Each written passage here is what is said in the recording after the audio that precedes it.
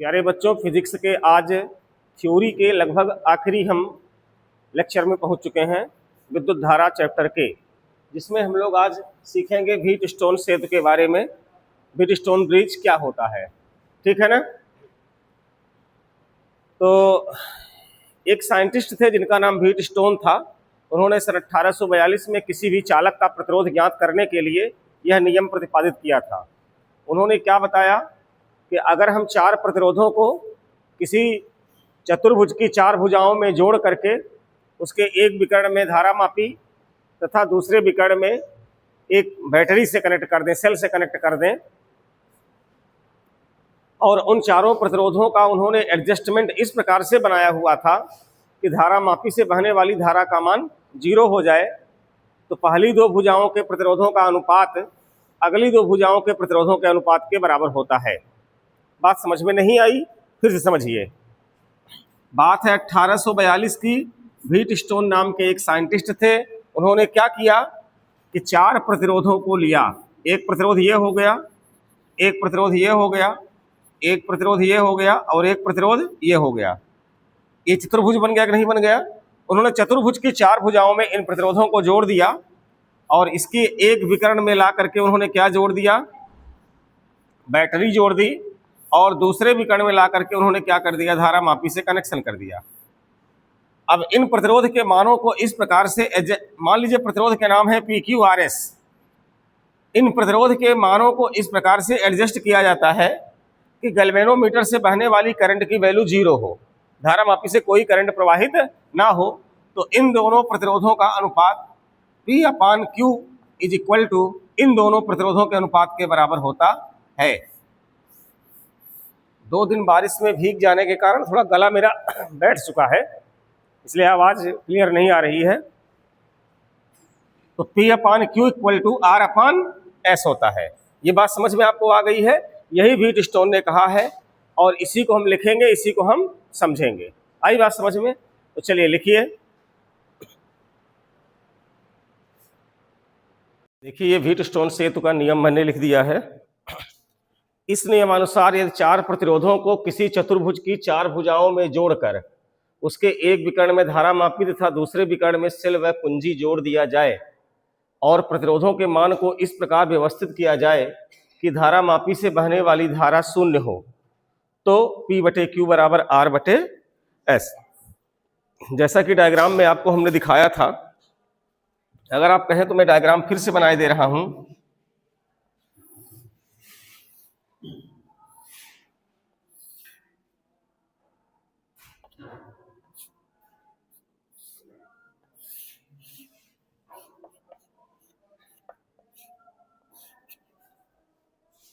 मैं डायग्राम थोड़ा फिर से बनाए दे रहा हूं आपका।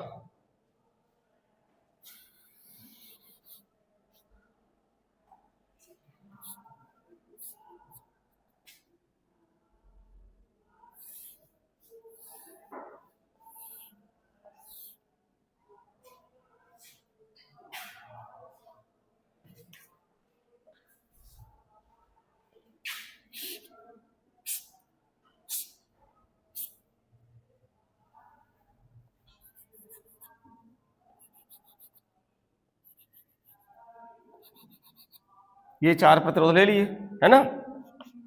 ये आपके पास सेल हो गया, ये कुंजी हो गई, इसका नाम है P, इसका नाम है Q, ये R है और ये S है। लाइट भी चली गई है, दरवाजा खुला है। ये पॉइंट का नाम A दे दो, इस पॉइंट का नाम B दे दो। यहां से करंट कितनी जा रही है? I। अब जरा ध्यान दो, ये इसका विकर्ण था, इसको हम क्या बोलेंगे? ओ सॉरी, धारा मापी। क्या बोलेंगे इसको? धारा मापी। तो एक विकर्ण को हमने धारा मापी से कनेक्ट किया हुआ है और एक विकर्ण में हमने ला करके ये चीजें जोड़ दी है। क्या कोई समस्या इतने में हो रही है आपको? नहीं हो रही है। अब जरा समझना, इसका प्रूफ करते हैं, कैसे प्रूफ होता है, ठीक है। तो एक परिपथ आपको यहाँ दिखाई दे रहा होगा कि जैसे ही ये करंट I यहाँ से जा रही है तो I1 करंट आपकी इधर चली जाएगी और I2 करंट आपकी इधर चली जाएगी, नहीं जाएगी? अब ये I1 करंट जब यहां से चली जाएगी तो जो करंट इधर जाएगी उसका नाम क्या हो जाएगा? IG। धारा मापी से बहने वाली करंट का मान क्या हो जाएगा, IG। और जो करंट इधर जाएगी उसका मान क्या होगा, देखो I1 गई थी, I1 से IG इसमें चली गई, तो कितनी बची उतना आगे जाएगी, तो बचेगी I1 माइनस IG। क्या बचेगी, I1 माइनस IG। और ये I2 यहां से यहां आई थी, IG यहां आई थी, तो जब ये आगे बढ़ेगी तो ये कितनी हो जाएगी, I2 plus IG, I2 plus IG। और अब देखो जब ये I1 minus IG, I2 plus IG यहां से आगे बढ़ेगी तो ये जुड़ जाएंगी दोनों, और दोनों जुड़ करके क्या बन जाएंगी, दोनों जुड़ के बन जाएंगी I1 minus IG plus I, उधर दिखाई आपको नहीं दे रहा होगा, लेकिन आप अगर समझो तो ये दोनों जा करके यहाँ जुड़ेंगी तो IG कट जाएगा, तो I1 प्लस I2 बचेगा, और I1 प्लस I2 ही क्या थी, I थी। यानी जो करंट यहां से निकलेगी वो क्या हो जाएगी, I हो जाएगी। ठीक है, तो चलिए हम पहले ले लेते हैं इसमें कि बिंदु A पर किरचॉफ के प्रथम नियम से, बिंदु A पर किरचॉफ के प्रथम नियम से। अच्छा, प्रथम नियम क्या कहता है किरचॉफ का, बिंदु A पर जब जाओगे तो I बराबर I1 प्लस I2, वो करंट I दो हिस्सों में टूट गई है। अब आप बंद परिपथ ये वाला ले लो, इसका नाम पूरा दे दो, A B, इस जगह को नाम दो C, इसको नाम दे दो D। तो एक बंद परिपथ बन रहा है ABDA। तो यहां ले लीजिए बंद परिपथ ABDA में किरचॉफ के द्वितीय नियम से, किरचॉफ के द्वितीय नियम से। अब द्वितीय नियम क्या कहता है जरा कोई बता दे, यहां की धारा इंटू यहां का प्रतिरोध, यहां की धारा इंटू यहां का प्रतिरोध, यहां की धारा इंटू यहां का प्रतिरोध, जोड़ दो, वो कुल विद्युत वाहक बल के योगफल के क्या हो जाएगा, बराबर। तो I1 धारा इंटू प्रतिरोध है P, प्लस गैल्वेनोमीटर से बहने वाली धारा IG इंटू G, और फिर इस वाले रेजिस्टेंस से उल्टा बह रही है, देखो डायरेक्शन अपोजिट हो गई है, तो माइनस लगा दो I2 इंटू R।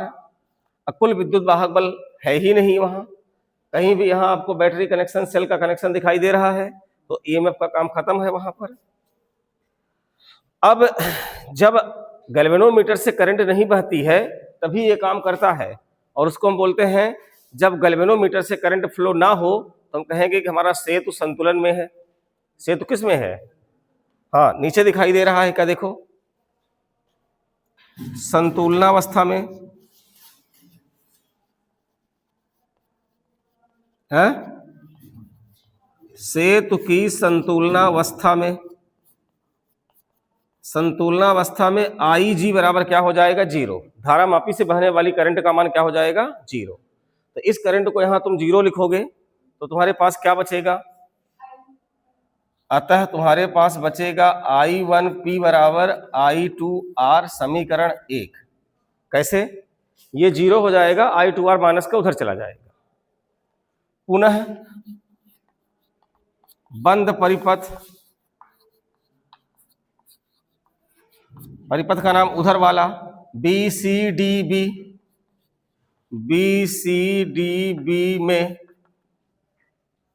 बंद परिपथ में किरचॉफ का द्वितीय नियम फिर से लगा दो। किरचॉफ का द्वितीय नियम लगाओगे तो यहाँ की धारा, यहाँ का प्रतिरोध, तो वहां की धारा I1 minus IG into Q।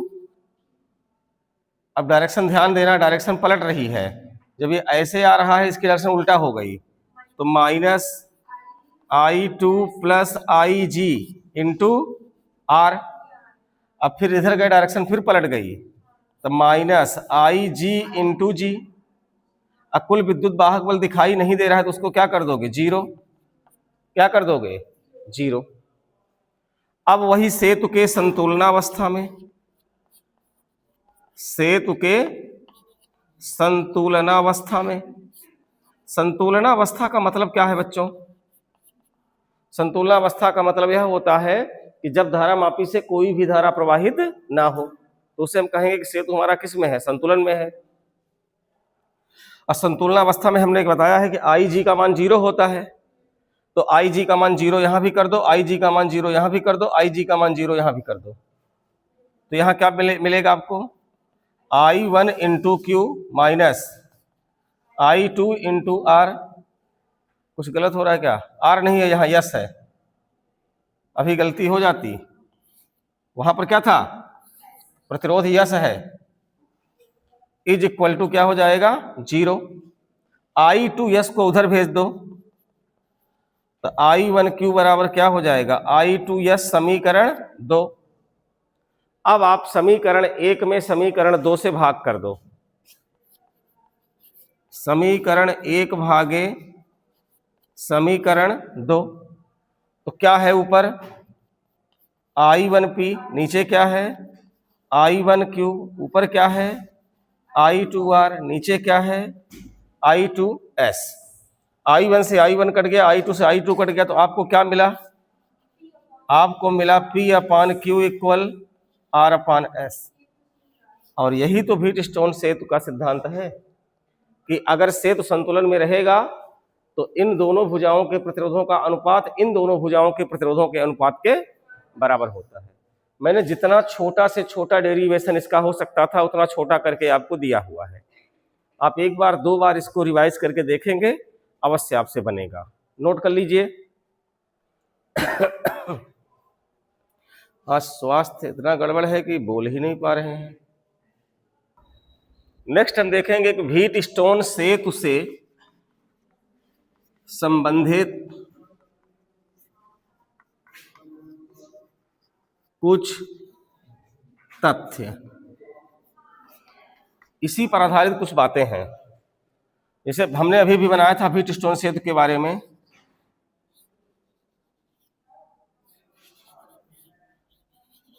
इस प्रकार से बनाया था कि नहीं बनाया था बच्चों? ये सेल ई था, ये पी था, ये क्यू आर एस, नाम दिए थे ए बी सी डी। जो बी और डी पॉइंट होते हैं इन पर पोटेंशियल एक समान होगा। ये गैल्वेनोमीटर था, और जब सेतु संतुलन में आएगा तो गैल्वेनोमीटर से बहने वाली करंट 0 हो जाएगी और यहाँ के प्रतिरोध को आप नेग्लेक्ट कर दोगे, यहाँ के प्रतिरोध को आप खत्म मानोगे। आई बात समझ में? यानी अगर आपको जब परिणामी प्रतिरोध निकालना हो, ऐसा सर्किट न्यूमेरिकल में आपके लिए बनेगा कि वहां से परिणामी प्रतिरोध मांगेगा, तो आप ध्यान देना कि अगर इन दोनों का रेशियो इन दोनों के रेशियो के बराबर हो रहा है और एक विकर्ण को सेल से जोड़ दिया, दूसरे विकर्ण में धारामापी से कहीं कनेक्ट है, किसी भी रेजिस्टेंस से कनेक्ट है, तो उस रेजिस्टेंस को आप खत्म कर देना। जब उस रेजिस्टेंस को खत्म कर दोगे तो आपके पास क्या बचेगा? केवल ये रेजिस्टेंस, ये रेजिस्टेंस, ये रेजिस्टेंस, ये रेजिस्टेंस बचेगा। तो रिजल्टेंट रेजिस्टेंस क्या हुआ? इन दोनों को सीरीज में, इन दोनों को सीरीज में, फिर दोनों का उत्तर पैरेलल में।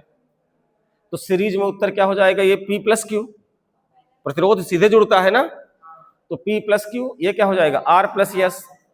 अब P plus Q R plus S को जब पैरेलल में कर दोगे तो क्या बन जाएगा उत्तर? मतलब ऐसे बनेगा,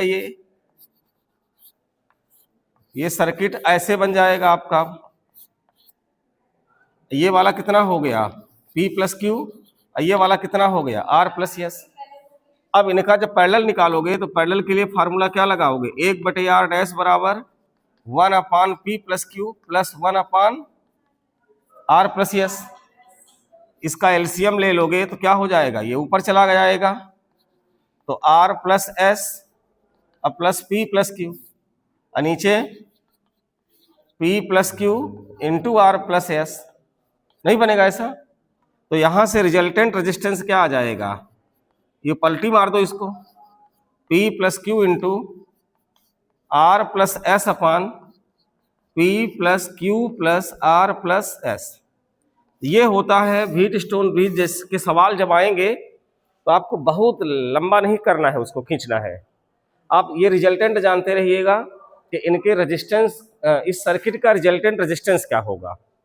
अगर व्हीटस्टोन ब्रिज काम कर रहा है तो ऐसे सर्किट का रिजल्टेंट रेजिस्टेंस क्या होगा कि इन दोनों का गुणा कर लो, सॉरी इन दोनों को जोड़ लो, इन दोनों को जोड़ लो, अब फिर जोड़ में गुणा कर दो, वो ऊपर चला गया और चारों का जोड़ नीचे आ गया। क्या कोई समस्या हो रही है?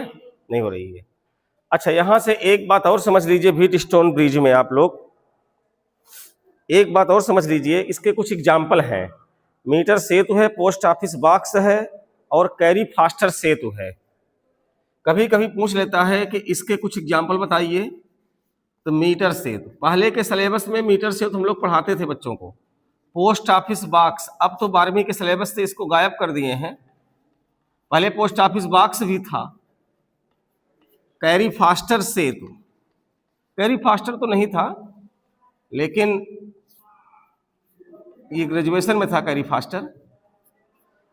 ये कुछ इसके एग्जाम्पल हैं। अगर तुमसे व्हीटस्टोन सेतु का एग्जाम्पल पूछ लेता है कि इस सिद्धांत मतलब इसके सिद्धांत से कौन कौन से बनते हैं, तो मीटर सेतु है, पोस्ट ऑफिस बॉक्स है और कैरी फास्टर सेतु है।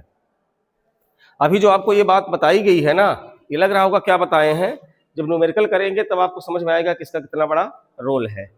आई बात समझ में? अच्छा, एक बात और समझो कि यदि सेतु संतुलन की स्थिति में नहीं है तो धारा मापी में बहने वाली धारा P/Q के अनुक्रमानुपाती होती है। यानी अगर संतुलन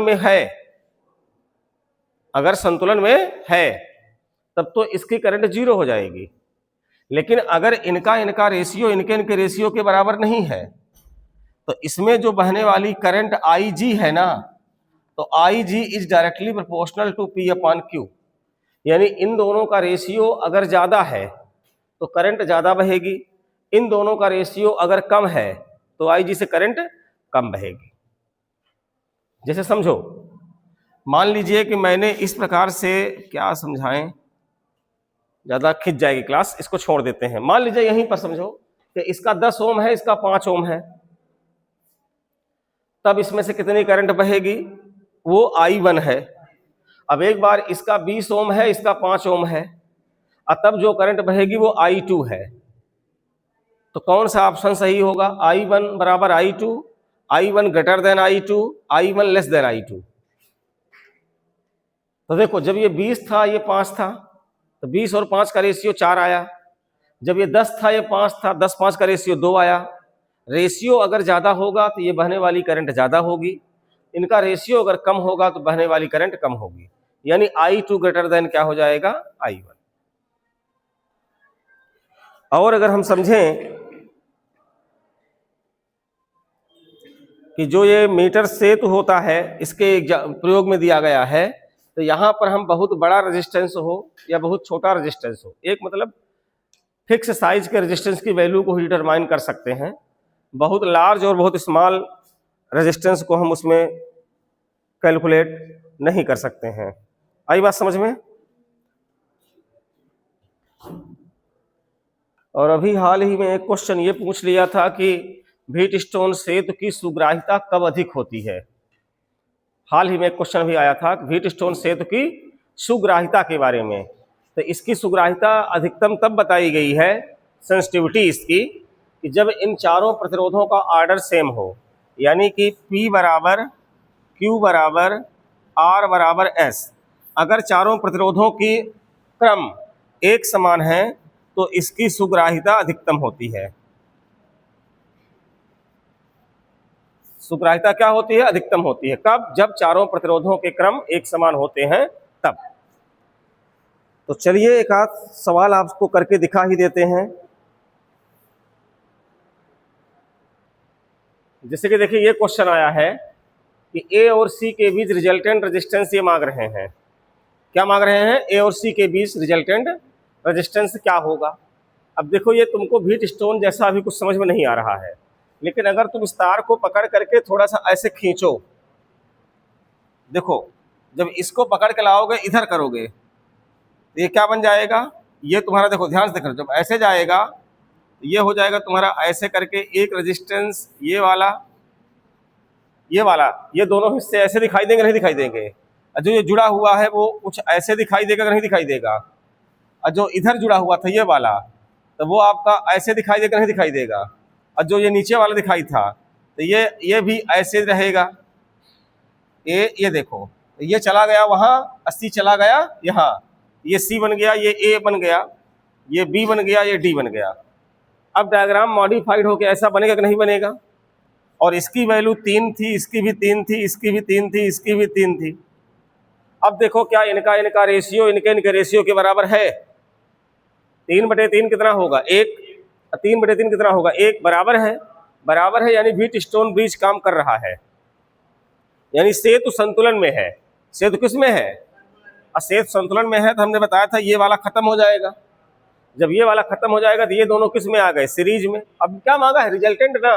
रिजल्टेंट रेजिस्टेंस हमने बताया था कि इन दोनों का जोड़ 3 3 6 गुणे इन दोनों का जोड़ 3 3 6 और नीचे चारों का जोड़, तो 3 धन 3 धन 3 धन 3, तो ऊपर कितना आ गया? 12 और नीचे 3 3 6 3 9, नहीं 36 आएगा ऊपर, और नीचे कितना आएगा? 12 और डिवाइड कर दो, कितना आ जाएगा? 12 3 36, उत्तर आ गया 3 ओम।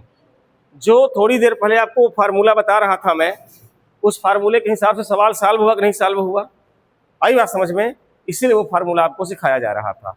ऐसे और भी सवालों को अगर आप देखेंगे तो वो सवाल क्या होंगे कि व्हीटस्टोन अप्लाई करोगे, बहुत इजीली लग जाने वाले हैं। ठीक है ना?